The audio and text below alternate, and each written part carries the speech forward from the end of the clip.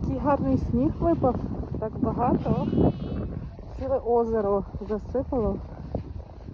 Ми прогулюємось собі, такі сліди робимо по свіжому снігові, по свіженькому. Такі гарні сліди. Так приємно.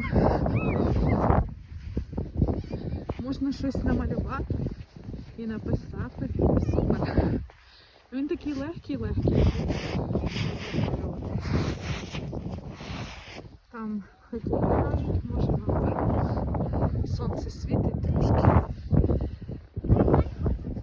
Так і в житті робиш сліди.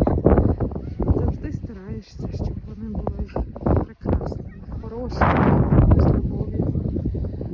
По-різному буває, звичайно.